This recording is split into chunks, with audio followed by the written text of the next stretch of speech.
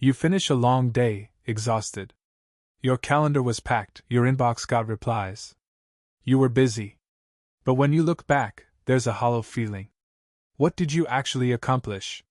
What tangible thing did you ship? This is the clarity gap. The ache between being busy and being effective.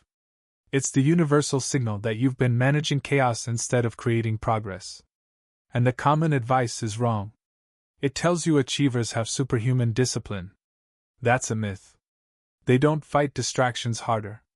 They use a simple filter to see what matters so clearly that distractions become invisible. The noise just stops mattering. That filter is a single question. It cuts through the chaos and gives you immediate, visceral clarity on what deserves your time. It turns that hollow feeling at the end of the day into quiet confidence. Your work environment is designed to create this feeling. It's a noise factory. It's built to reward responsiveness, not results. A fast reply to an email gets immediate praise. A clear notification gives a quick hit of satisfaction. This system trains you to equate a full calendar with importance. It's a false badge of honor. But the real cost is hidden. It's the silent tax of context switching. Every time you shift from a deep task to a message, your brain doesn't just pause. It has to reload the entire context of what you were doing. This reloading process wastes minutes each time, fragmenting your focus and draining your mental energy. You end up in a state of perpetual motion, mistaking activity for actual progress. This creates the emotional trap. You feel chronically behind because you're constantly reacting. You're putting out fires, but you're not building anything fireproof. The frustration builds because you're working hard but not moving the needle on what you truly care about. Trying to solve this with willpower is a losing battle. Willpower is like trying to hold your breath. You can do it for a short time, but eventually you have to gasp for air. You can't use discipline to fight a system that's engineered to distract you. The solution isn't to try harder. It's to see differently. You need a lens that makes the important things obvious, and the unimportant things fade into the background. That lens is the impact filter. It's a single question you apply to any task, any request, any item on your to-do list. Does this move the needle? This isn't about urgency. Urgency is loud. Impact is quiet. Urgency is about someone else's timeline. Impact is about your actual progress. Moving the needle means producing a shipped, tangible output. It's a finished report, a published article, a coded feature, a closed sale. It is not working on the report or thinking about the feature. Activity is not output. The filter forces this critical distinction. Let's see it in action. An urgent email request lands. It's from a colleague, it needs a response. The old you would context switch immediately. But you apply the filter. Does replying to this email move my needle? The answer is almost always no. It moves their needle. You can schedule a calm reply for later, protecting your focus. Next, a 2-hour block for deep work on your key project. You apply the filter. Does this move the needle? Absolutely. This is the work that creates tangible progress. The filter gives you permission to defend that time without guilt. Finally, an appealing opportunity arises, a new project, a networking event. It sounds interesting. You apply the filter. Does this move my primary needle right now? If the answer is no, it's not a rejection of the opportunity forever. It's a conscious choice to focus on what delivers the highest impact now. This is where the cognitive shift happens. The filter transforms that overwhelming noise into a simple binary choice. For any potential action, you ask, needle mover? Or not? There is no third category. The mental clutter doesn't just organize, it vanishes.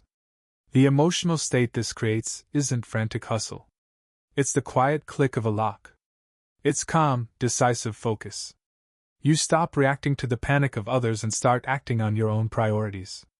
You can actually feel the change. The background noise of shoulds and what-ifs fades out. What remains is starkly clear, the one thing that actually moves your work forward. The fog doesn't just lift, it evaporates. You're left with undeniable clarity about what deserves your attention right now. You can't schedule clarity for next week. The feeling of being overwhelmed is a present tense problem. It demands a present tense solution. So we bypass the weekly planning and go straight to a tactical reset for the next 60 minutes. This is the next hour protocol. It takes 5 minutes to set up a fortress of focus. Step 1 is the pause. Physically stop. Close your laptop lid, put your phone face down. Ask the filter, what is the single most important needle-moving task I could complete in the next hour? Not a list. One thing. The answer is your mission. Step 2 is the shield.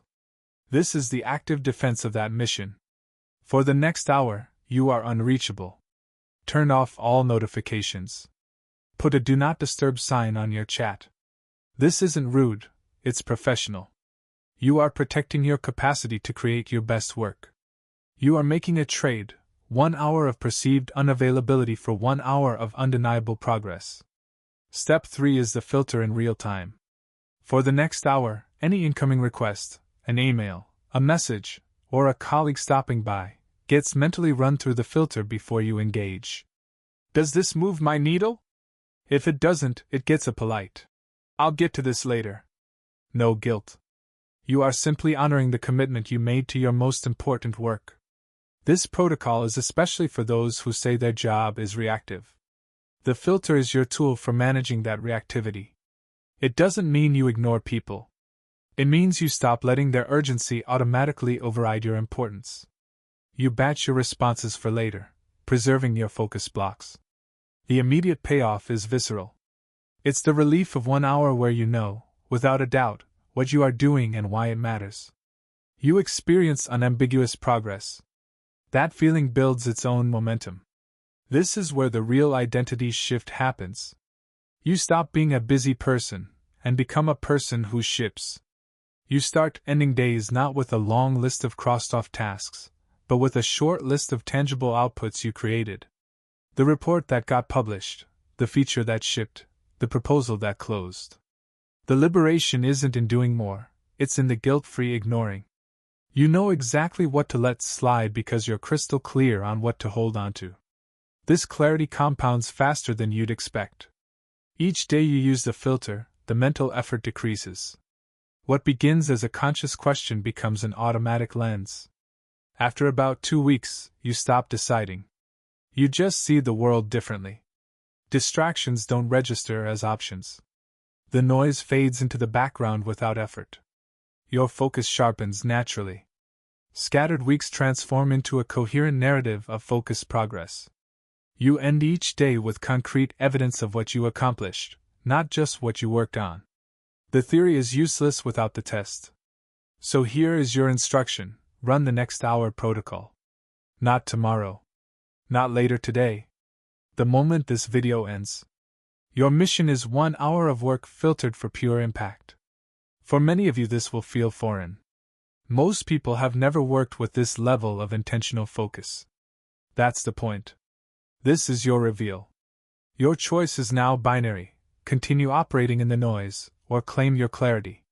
Hit pause and go build your fortress. Your most important work is waiting.